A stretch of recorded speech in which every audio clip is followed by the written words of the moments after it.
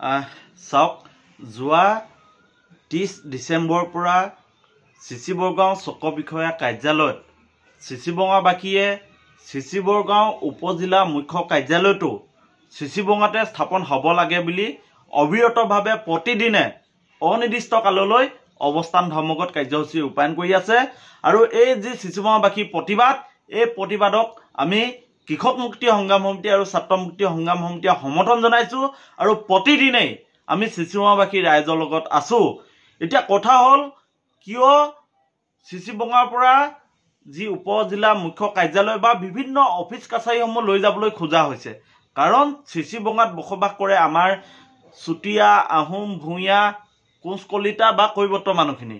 অৰ্থাৎ চিচি বঙাত 100% খিলঞ্জীয়া মানুহে বসবাস কৰে। কিন্তু আমাৰ শ্ৰদ্ধাৰ সাংসদ আৰু বিধায়কগৰাকীয়ে ভাবে যে চিচি বঙা যিহেতু 100% খিলঞ্জীয়া মানুহ বসবাস কৰে, গতিকে চিচি বঙাৰ যিহেতু কমাৰ্চিয়েল এৰিয়া নহয়, গতিকে চিচি বঙাৰ পৰা য'ত অনা অসমীয়া মানুহ বসবাস কৰে, য'ত সন্দেহযুক্ত মানুহ বসবাস কৰে, সেই স্থানলৈ এতিয়া চিচি বঙা যি মুখ্য কাৰ্যালয়, এই কাৰ্যালয় লৈ যাব খোজা হৈছে। বিভিন্ন অফিচ কাছাৰীসমূহ চিচি বঙাৰ পৰা লৈ যাব খোজা হৈছে। গতিকে আমাৰ ছাত্ৰ মুক্তি সংগ্ৰাম সমিতি স্পষ্ট দাবী, চিচি বঙাত চিচি বঙা উপজিলা মুখ্য কাৰ্যালয় স্থাপন হ'ব লাগিব। চিচি বঙা ৰাইজে ইয়াক লৈ প্ৰতিবাদ কৰিছে আৰু অনাগত দিনত চিচি বঙা মানুহে নিজৰ অধিকাৰ কাঢ়ি আনিব নোৱাৰালৈকে চিচি বঙা মানুহে প্ৰতিবাদ কৰিব। চিচি বঙা মানুহৰ ইতিহাস আছে, যিহেতু আপোনালোকে জানে যে চিচি বঙা সমষ্টিটোৰ কাৰণে চিচি বঙা মানুহে 2টা দশক জোৰা আন্দোলন কৰিছিল। 2টা দশক জোৰা আন্দোলনৰ পিছত চিচি বঙা মানুহে চিচি বঙা সমষ্টিটো কাঢ়ি আনিবলৈ সক্ষম হৈছিল। আৰু এই চেগতে আমি সন্মানীয় মুখ্যমন্ত্ৰী ডক্টৰ হিমন্ত বিশ্ব শৰ্মা ডাঙৰীয়াক ধন্যবাদ দিব লাগিব যে তেখেতলোকে চিচি বঙা মানুহে যিহেতু সমষ্টি আৰু মহকুমা দাবী কৰি আহিছিল, কিন্তু তেওঁৰ নেতৃত্বত এতিয়া চিচি বঙাবাসী এটা উপজিলা পাবলৈ সক্ষম হৈছে।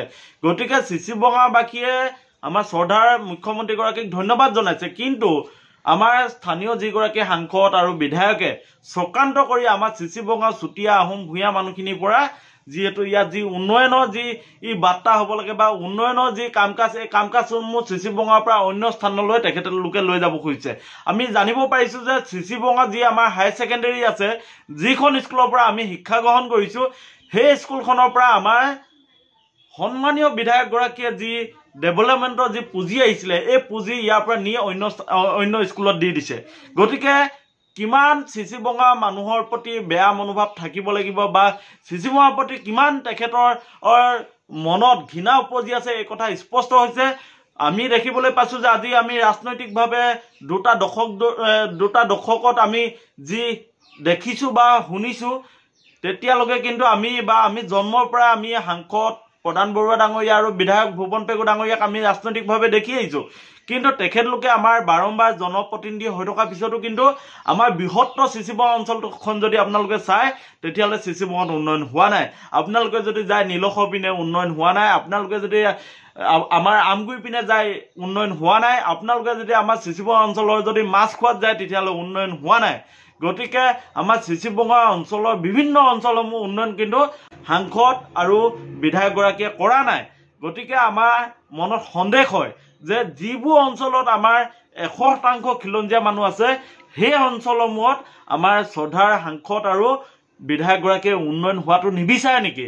গতিকে আমি তেখেতলোকক আহ্বান জনাইছোঁ আৰু আমি মুখ্যমন্ত্ৰী ডাঙৰীয়াক ক'ব খুজিছোঁ যে যি দুগৰাকী জনপ্ৰতিনিধিয়ে বাৰম্বাৰ আমাৰ চিচি বঙাৰ প্ৰতি মাহীয়া দৃষ্টিৰে তেখেতলোকে চাই আহিছে বা চিচি বঙা যি উন্নয়ন হ'ব লাগে, এই উন্নয়নত বাধা দি আহিছে, তেখেতলোকৰ কথা নেমানি তেখেতলোকে যি চক্ৰান্ত কৰিছে, এই চক্ৰান্তক উফৰাই দি আমাৰ সন্মানীয় আমাৰ যিগৰাকী মুখ্যমন্ত্ৰীগৰাকীয়ে দায়িত্ব সহকাৰে দায়িত্ব ল'ব লাগে যে চিচি বঙাতে যিহেতু খিলঞ্জীয়া মানুহ বসবাস কৰে আৰু পূৰ্বৰ পৰাই যিহেতু চিচি বঙাত চাৰ্কল অফিচ আছে, ব্লক অফিচ আছে বা বিভিন্ন অফিচ কাছাৰী আছে, গতিকে আগন্তুক হ'বলগীয়া যি উপজিলা মুখ্য কাৰ্যালয় চিচি বঙাতে হওক, আমাৰ চিচি বঙাবাসীৰ দাবী।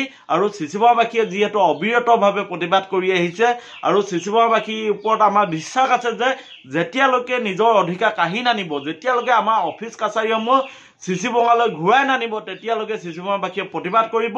আমি নতুন প্ৰজন্মক আহ্বান জনাব খুজিছোঁ যে সকলোৱে ওলাই আহক। সময় থাকোঁতে যদি আমি আমাৰ মুখৰ আগৰ ভাতখিনি খাব নোৱাৰোঁ তেতিয়াহ'লে আনে এই ভাতখিনি কাঢ়ি খাব। গতিকে প্ৰতিজন চিচি বঙাবাসী নতুন প্ৰজন্মক আমি আহ্বান জনাইছোঁ, আপোনালোকে আহক। চিচি বঙাৰ পৰা যিসমূহ অফিচ কাছাৰী লৈ যাব খোজা হৈছে তাৰ বিৰুদ্ধে প্ৰতিবাদ কৰক। আৰু আমি চৰকাৰক জনাই দিওঁ যে আচলতে সাংসদ প্ৰধান বৰুৱা আৰু বিধায়ক ভুৱন পেগুৱে চিচি বঙাবাসীক লৈ ষড়যন্ত্ৰ কৰি আছে। চিচি বঙাবাসী যি উন্নয়নত তেখেতলোকে বাধা দিছে। গতিকে চিচি বঙাৰ উন্নয়নৰ কাৰণে আমি সকলোৱে ওলাই আহি আমাৰ সাংসদ আৰু বিধায়কৰ বিৰুদ্ধে মাত মাতিব লাগিব। আৰু এটা কথা স্পষ্ট যে আমি জানিব পাৰিছোঁ কেবিনেটৰ সিদ্ধান্ত হৈ আছে যে যি চক্ৰ বিষয়া কাৰ্যালয় আছে এই কাৰ্যালয়তে উপজিলা কাৰ্যালয়সমূহ স্থাপন কৰা হ'ব। গতিকে কিহৰ ভিত্তিত ধেমাজি চিচি বৰগাঁৱৰ উপজিলাৰ যি মুখ্য কাৰ্যালয় আমাৰ 100% খিলঞ্জীয়া মানুহ বসবাস কৰে, য'ত চুতীয়া আহোম বা ভূঞাসকল বসবাস কৰে, সেই ঠাইৰ পৰা নি অন্য ঠাইত বহাব খোজা হৈছে এই প্ৰশ্ন আমি কৰিব খুজিছোঁ।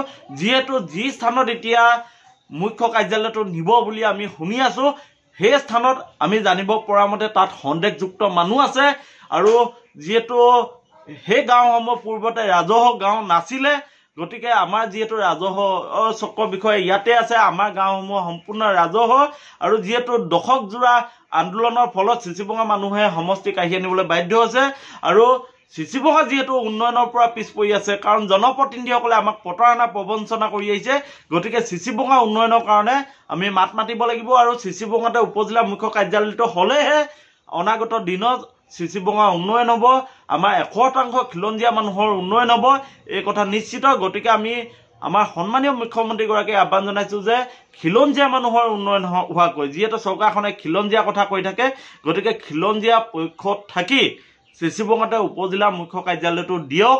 ইয়াৰ পৰা যাতে যি কাৰ্যালয়টো উঠাই নিয়াৰ কাৰণে যি চক্ৰান্ত চলিছে, বিভিন্ন অফিচ কাছাৰী উঠাই নিয়াৰ কাৰণে যি চক্ৰান্ত চলিছে, এই চক্ৰান্ত আমি ভাবোঁ বন্ধ কৰিব লাগিব। নহ'লে চিচি বঙাবাসীয়ে অবিৰতভাৱে প্ৰতিবাদ কৰিব আৰু এই প্ৰতিবাদৰ লগত আমি সদায় আছোঁ।